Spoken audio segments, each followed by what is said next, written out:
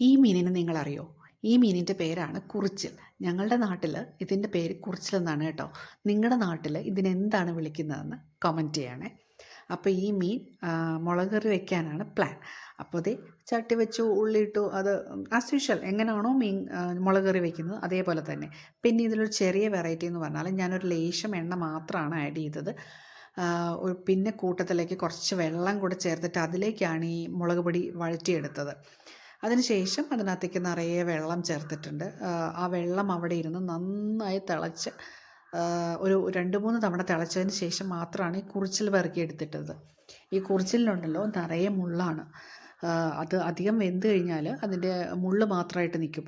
അതായത് അധികം വേവിക്കുന്നത് അതിനും കൂടി ഇഷ്ടമല്ലെന്ന് തോന്നുന്നു. അതിൻ്റെ പ്രതിഷേധം എന്നോണം അതിൻ്റെ മുള്ളെല്ലാം എഴുന്നേറ്റ് നിൽക്കും. പിന്നെ അത് വളരെ ബുദ്ധിമുട്ടാണ് അത് കഴിക്കാനായിട്ട്.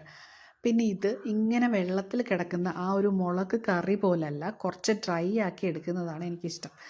കാരണം അത് ഇങ്ങനെ ഒരു വെള്ളം ഉണ്ടോയെന്ന് ചോദിച്ചാൽ വെള്ളമുണ്ട്, വെള്ളം ഇല്ലേന്ന് ചോദിച്ചാൽ ഇല്ല. അതുപോലെ ഡ്രൈ ആയിട്ട് നിൽക്കുമ്പോൾ ഈ കിടക്കുന്ന ഇതിൻ്റെ ചാറിലേക്ക് ഈ കുറിച്ചിലിൻ്റെ ആ ഒരു ടേസ്റ്റൊക്കെ ഇറങ്ങും. അത് തിളപ്പിക്കുന്നത് കൂടുന്തോറും അതിൻ്റെ ആ ടേസ്റ്റ് അതിലേക്ക് ഇറങ്ങി വരും. ഇത് കണ്ടോ, ഇപ്പോൾ ഏകദേശമൊക്കെ ഒന്ന് പറ്റിയിട്ടുണ്ട്.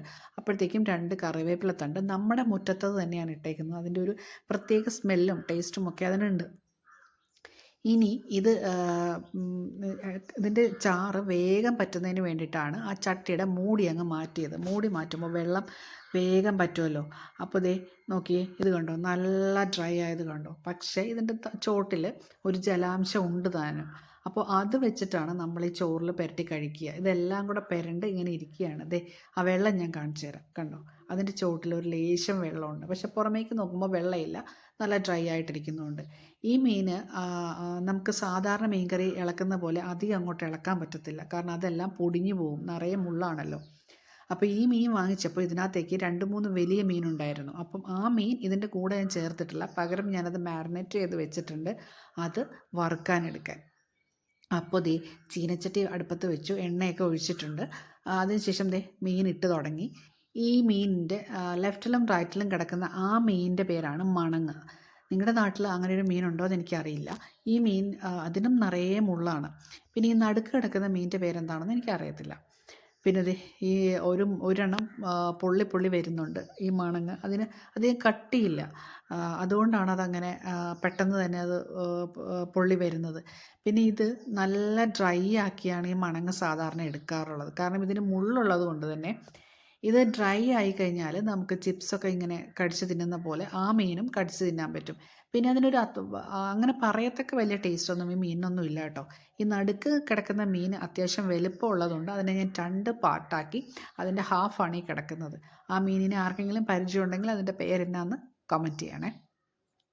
പിന്നെ ഇതിന് നെയ്യുണ്ടെന്നാണ് വിചാരിച്ചിരുന്നത്. പക്ഷെ അധികം നെയ്യൊന്നുമില്ല, കണ്ടോ. അധികം നെയ്യൊന്നും ഇറങ്ങുന്നില്ല. പക്ഷേ അതേസമയം സെക്കൻഡ് ട്രിപ്പ് കണ്ടോ, ഈ ഇട്ടിരിക്കുന്നത് അതിനകത്ത് നെയ്യ് നോക്കിക്കേ.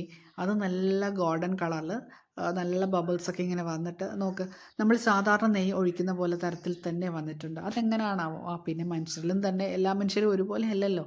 അതേപോലെ തന്നെ മീനും അങ്ങനെ ആയിരിക്കും, എല്ലാവരും ഒരുപോലെ ആയിരിക്കില്ലായിരിക്കും. അപ്പോൾ ദേ ഇതിൽ നടുക്ക് കിടക്കുന്നത് നമ്മൾ ആദ്യം കണ്ട മീനിൻ്റെ ഹാഫാണ്. പിന്നെ മണങ്ങും 2 പേരും ഉണ്ട്. കണ്ടോ, ഈ മണങ്ങ് നല്ല ഇതായത് നോക്കിയേ. അത് നമുക്കിങ്ങനെ എടുത്ത് കടിച്ച് മറിച്ച് തിന്നാം. പിന്നെ കഴിഞ്ഞ ദിവസം ഞാനൊരു പ്ലഡ്ജ് എടുത്തിരുന്നു. നമ്മുടെ അയില സെക്കൻഡ് ട്രിപ്പ് വറുത്ത് കഴിഞ്ഞപ്പോഴത്തേക്കും ഇനി 1 വീക്കിന് ശേഷം മാത്രമേ കഴിക്കുള്ളൂ എന്ന്. പക്ഷേ ആ പ്ലഡ്ജും ഫ്ലോപ്ഡ്. അപ്പോൾ ദേ ആ മീനൊക്കെ തിരിച്ചും മറിച്ചും ഒക്കെ ഇട്ടിട്ടുണ്ട്. ഇനി ഇതിനകത്ത് നെയ്യുള്ളത് കൊണ്ട് തന്നെ ഓയിൽ മിച്ചം വരും. പക്ഷേ ഈ ഓയിൽ മിച്ചം വന്നാൽ ഇതിനകത്ത് ചോറിട്ട് നമ്മൾ സാധാരണ ഇളക്കി കഴിക്കുന്ന പോലെ കഴിക്കാനൊരു ടേസ്റ്റ് ഇല്ല കേട്ടോ.